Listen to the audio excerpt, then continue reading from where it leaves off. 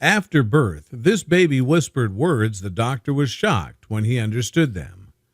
Margaret just gave birth to a beautiful girl. Everything went really smooth. Max, the father, was really glad that they had a healthy girl together. The doctors asked them to take their girl just for a quick check. They both agreed. When the doctor grabbed the baby and held her, he instantly turned pale. The doctor panicked for quite a while. Due to his behavior, Margaret only got more stressed. She wanted to get out of bed to get more information, but the nurses stopped her from doing so. But Margaret was determined to get some answers. So after waiting for a half an hour, the doctor stepped into the room. His whole face had gone red, and he could barely look Margaret or her husband Timothy in the eye. They've never seen him like this before. What's going on?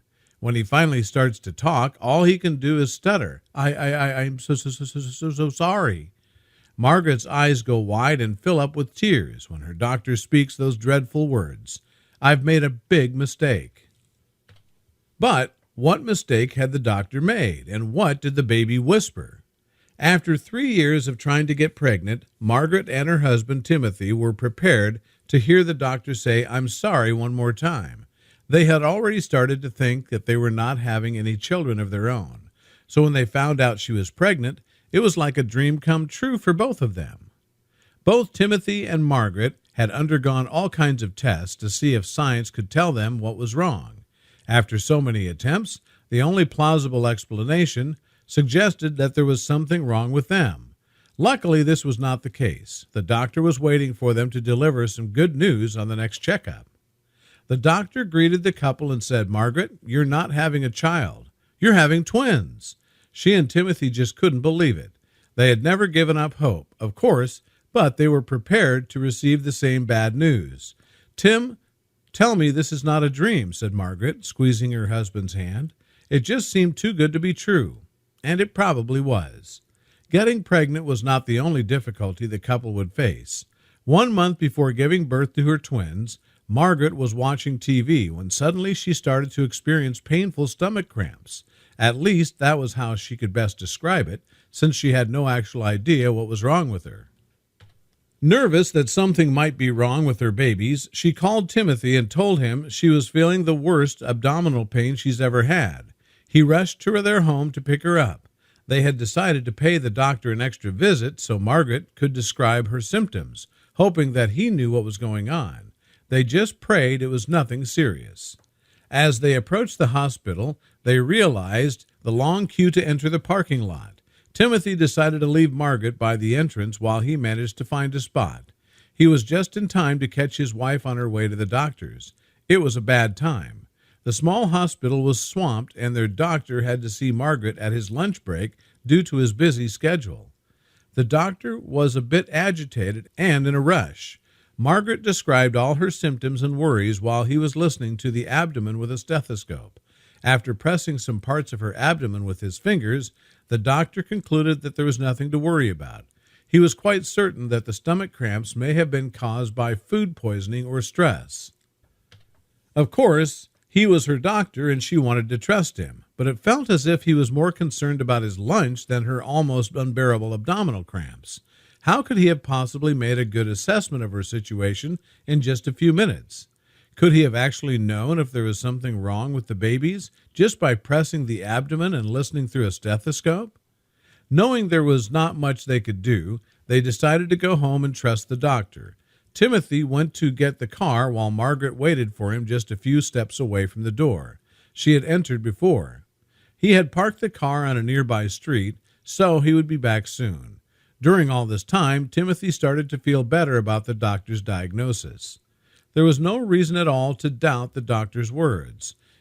He knew the doctor was excellent as an obstetrician. He was particularly busy that day because women from neighboring cities always come to see him. On top of that, Timothy knew their doctor would never take the risk of making a wrong diagnosis just because he was too busy or in a hurry to have lunch.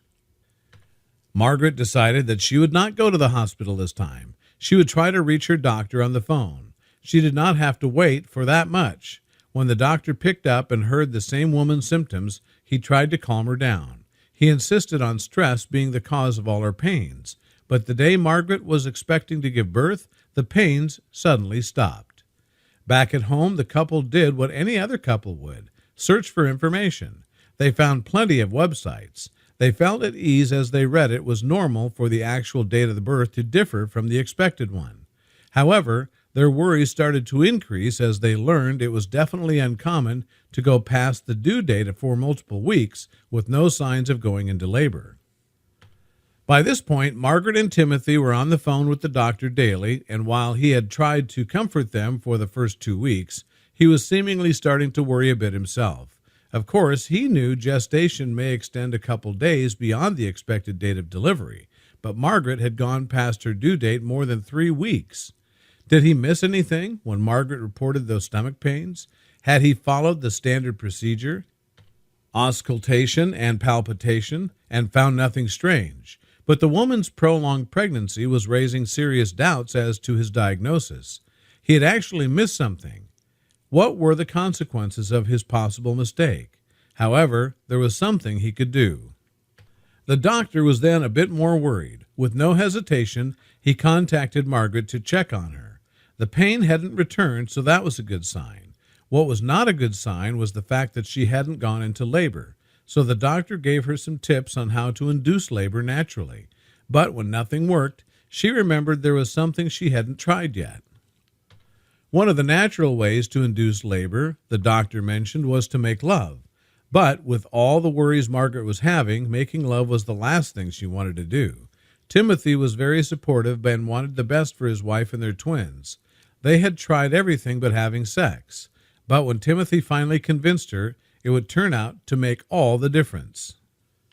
Right after their moment, Margaret felt all her worries were soothed away. However, the tranquility would not last longer as a shooting pain began right in her stomach. Apparently it had worked. She was going into labor. When Timothy realized what was going on, he immediately put on some clothes and helped Margaret to get in the car. Once in the car, they kissed and left for the hospital. On their way to the hospital, Timothy called the doctor and told him Margaret had gone into labor a few minutes before. When they arrived, the labor and delivery rooms were waiting for her. Luckily, he had called in advance, as it would turn out they barely had a second to spare. From there on, things seemed to happen really fast. After being in the room less than 10 minutes, one of the babies started crowning. They had to do this now, and a doctor was called to come and help. Timothy and Margaret had not been in the hospital room for more than 10 minutes when it happened. It was kind of a crowing that filled the room, coming from one of the babies. The couple looked each other in the eyes. They both knew this had to happen now. Luckily, one of the nurses seemed determined, and a doctor was called upon to come and help. The same doctor. The doctor came with a fast stride from around the corner, surprising Timothy by first sight. The two of them realized in that moment that they had been in contact before, the moment when this doctor had so rudely brushed Margaret's concerns aside a few months ago. Was this a coincidence? How was this doctor still allowed to help them in this critical phase? Doubts about the doctor. Even though Timothy had noticed this in an instant, Margaret herself was in too much pain to even look and greet the doctor, let alone recognize the man. Timothy noticed this. On the one hand, he had half a mind to try to refuse this doctor's help, yet he knew that there was little time left and actions needed to be taken with speed. There was probably nobody else that was capable of helping in time. Timothy's focus shifted. Timothy naturally kept a close eye on the doctor in the steps that followed. When everything was set up quickly and professionally, the doctor seemed to be fully engaged in the process. This calmed Timothy down significantly. His focus returned to his wife that was currently in labor. She now needed all the support she could get from him. Timothy holds the baby. Things went a little smoother from here. Within half an hour after the doctor had arrived, the first baby was already born. Timothy held the newborn. He could barely believe that he was looking at his own child. They quickly cut the umbilical cord, and after he gave the baby to the nurse standing next to him. However, the work here was not done yet. A less smooth process. Of course, there was the second one that was entering the world now. As is often with twins, the second one is the one that comes out with more trouble. At least for another 2 hours, Margaret had to push. Eventually, after this time, they started to make some progress again. Margaret felt like she gave it all the energy she had left in her body. Energy kept Margaret going. Margaret really was exhausted at this point, but she kept her energy running with the thought that she did not want to have a C-section. This kept her going through the end, and finally the second baby started crowning. A feeling of relief came over her. The fact that this child came to the world head first as well made for a bit of relaxation in the hospital room. There was the second child that the couple had put on this earth at last. They were born, and Margaret had accomplished the mission. She could now finally surrender to her exhaustion. They held the second baby for a brief moment, before it was quickly taken by the nurse as well to do a couple of standard tests. Now it was Timothy that had an additional request. The reason for Timothy having another request was the fact that they had been through an abnormal amount of trouble during the pregnancy. Timothy asked the nurses to go with them during the test to make sure that everything was all right with both of the babies. It was not standard procedure, and one of the nurses explained that a permission for this was needed from the head doctor. This was a problem for Timothy. Explaining the issue. Timothy's issue with this was that he did not want the doctor to know about the special request, as he still did not fully trust him. His fear was that the doctor might not take his worries seriously like he did last time. The doctor could brush the additional test to the side as an unnecessary cost or something like that. Timothy told this to the nurses, explaining the previous experience he had with this doctor. A discussion among nurses. Timothy's request put the nurses in a difficult position. What was more important here, following procedures or the health care itself? The nurses discussed it among themselves and eventually decided to do what Timothy asked. His worries were, after all, understandable, even though they could not imagine that the doctor would have the unprofessional reaction that Timothy predicted. Margaret's relief. While the nurses went on to do their test, Timothy quickly returned to his wife to comfort her. What a relief this must be for Margaret. She had been through so much over the past 9.5 months, and now the most difficult part was finally behind her, or so they thought for a moment. Waiting for results. Margaret looked Timothy in the eyes, exhausted as she was. She made clear to her husband that all she wanted now was to hold her precious babies in her arms. Timothy knew that it could take some time before that was going to happen. He explained to her that he had requested extra tests in order to make sure that both the babies were in good health. Margaret was somewhat contented. Margaret's mixed feelings. But Margaret could not fully be at ease. She could really understand why her husband would demand this, and rationally she could acknowledge that this was indeed a clever move. Yet also she really missed her newborn children that she had carried for so many months. Apart from this, it additionally made Margaret aware that still something could be wrong. Waiting on the bed. Time slowly passed, minute by minute, until only after more than 2 hours someone knocked on the door. The couple was waiting there together on the bed so tensely that neither of them had moved during the waiting period, not even for a bathroom break. Timothy confirmed that they were still there and that the nurse could come in. An unexpected sight. The restless husband and wife surely expected a couple of nurses to walk in, bringing the babies with them and handing them over. Instead, when the room finally opened, this turned out to be a false prediction. In fact, Timothy and Margaret were confronted by a sight they did not expect at all. A doctor's uniform. It was not exactly a nurse that got in, but a man in a doctor's uniform. The doctor that appeared that had helped Margaret before with the delivery as well as before. The doctor that they had knew very well, but also the doctor that they did not fully trust. He was here now with an unrested expression. Timothy and Margaret knew instantly that something was wrong. A doctor without confidence. He could barely look the couple in the eyes. The doctor seemed stern and confident enough in the times that they had interacted before, but now it was like he was another person. He walked slowly, acted hesitant, and held his hands together in front of his chest, shoulders forward. The two in bed had never seen this behavior from him before. A moment of powerlessness. But before Timothy or Margaret could say anything or ask what was going on, the doctor started stuttering, saying, I'm so sorry. No more than these words were needed to make the husband and wife feel their whole world collapsing. The doctor took a long pause before he continued again. Timothy was partly right. Timothy immediately felt as if something was terribly wrong with the babies.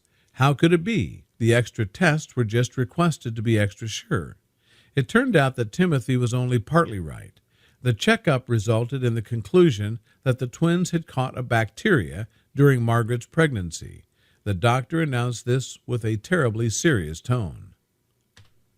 A close call. If Timothy would not have had this voice in his head telling him that an extra checkup was necessary, they could have been out of this room by now. If they would have been let go, the situation would have been very problematic. Fortunately, as the nurses had discovered it now, the bacteria could be rather easily treated, and the babies should not experience damage for the rest of their lives. Terrible mistakes were made. They came to the conclusion that most likely the bacteria was caught in relation to Margaret's stomach cramps. The doctor was very aware of the fact that he had to a great extent ignored these complaints all these months ago. He truly felt terrible about this. Making such a mistake was unforgivable, so he thought. Asking forgiveness. The doctor's attitude from before was very close to causing disastrous consequences. Only because Timothy had had a feeling of distrust towards him, it was avoided. The doctor stood there now, shamefully and with tears in his eyes, asking whether the couple would ever be able to forgive him for his deeds. Weight off their shoulders.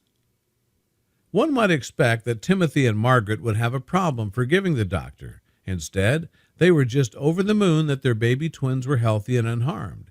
As they had waited in extreme tension for so long, now finally the weight of the world fell off their shoulders. A weight also fell off the doctor's shoulders, as he promised himself that his attitude would very much change from now on. Walking out of the hospital. The moment finally came that Timothy and Margaret walked out of the hospital's front doors the following week. They were tired, but most of all happy. In the weeks that came after, it turned out that no further health issues followed from the bacteria. The family was very much looking forward to spending the rest of their lives together. This story is a work of fiction created for entertainment. Characters and events are the products of the author's imagination. The images shown are used for illustration only.